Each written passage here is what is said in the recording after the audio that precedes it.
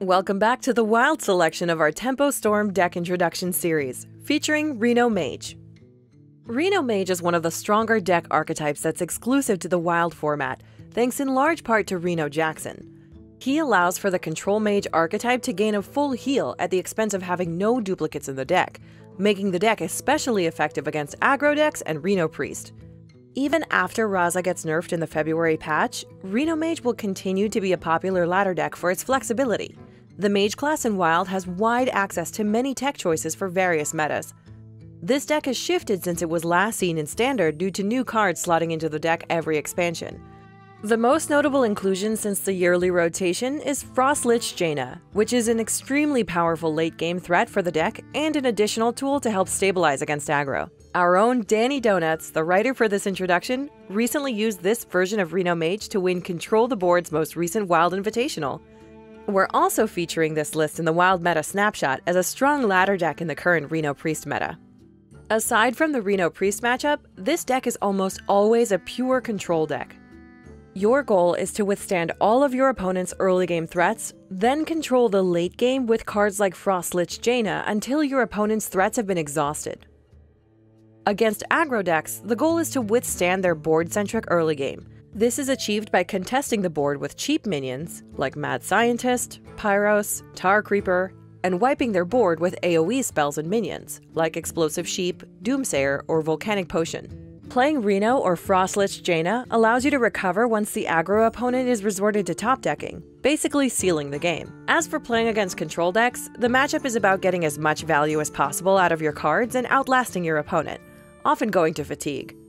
The archetype lacks the burn that most other current Wild Mage decks use due to only being able to run one copy of each card. Because of this, it's easier to tech your Reno Mage against aggressive decks compared to Control. So the deck does better at metagames that are aggro-heavy, with the exception of one notable matchup. When piloted correctly, the Reno Mage is favored against Reno Priest, but the matchup is probably one of the most difficult to play optimally on the Wild ladder.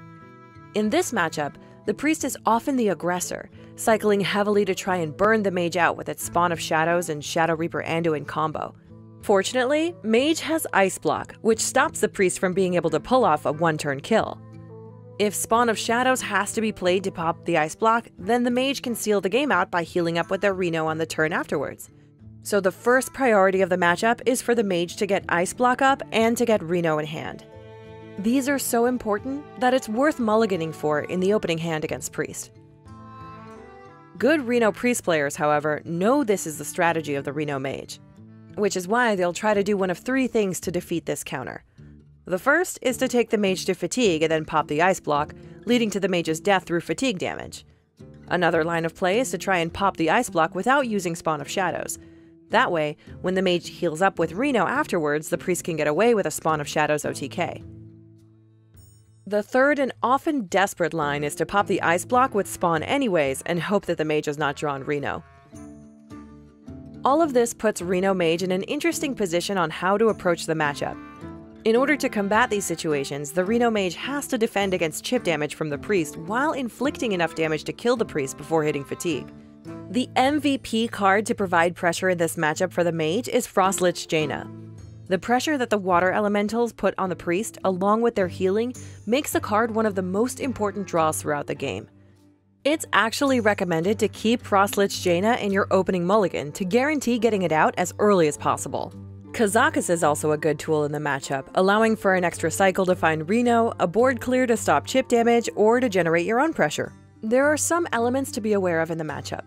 The first is that the Priest also has Reno Jackson. The Priest can heal out of lethal range with Reno, so amassing a board presence is more important than direct damage throughout the match.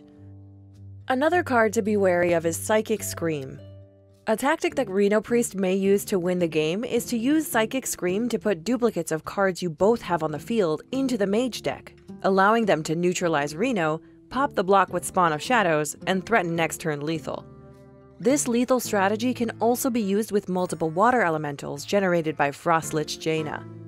This can lead to some unusual lines of play where, if the Mage is ahead by enough, they may not ping 1 health minions to maintain only one water elemental on board at a time. Though Reno Priest will rarely beat you by turn 9 with the right draws, Piloting the deck through this matchup with an awareness of these strategies can make Reno Mage favored in the matchup.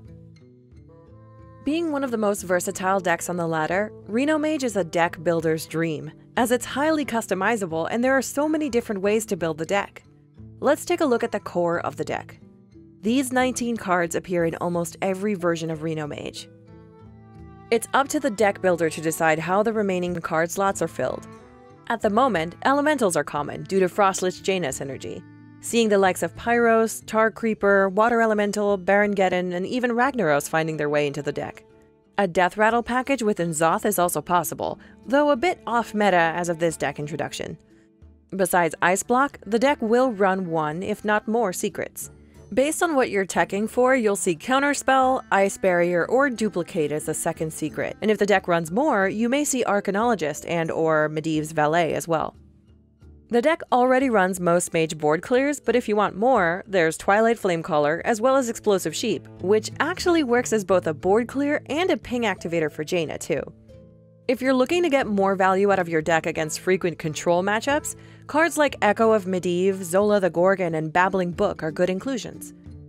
There are also what could be called traditional tech cards like Mind Control Tech, Doomsayer, Golakka Crawler, Lone Champion, Harrison Jones, Dirty Rat, Cold Light Oracle, Spellbreaker, Healbot, and Lotheb that often find their home in Reno Mage. Lastly, each deck runs one, or if the deck is really greedy, two, major late-game threats that can seal off the game like Ragnaros, Barangeddon, Medivh, Dr. Boom, Solia, or Archmage Antonidas. Other deck lists by Wild Reno Mage experts will be linked in the description below, for you to explore what's been successful on the ladder.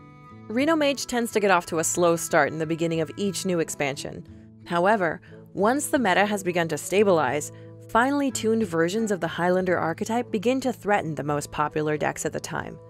Being such a configurable deck, Reno Mage allows for the player to target whatever they want to, and due to this flexibility, it's one of the more resilient archetypes in Hearthstone, allowing it to survive through anything that the wild metagame can throw at it.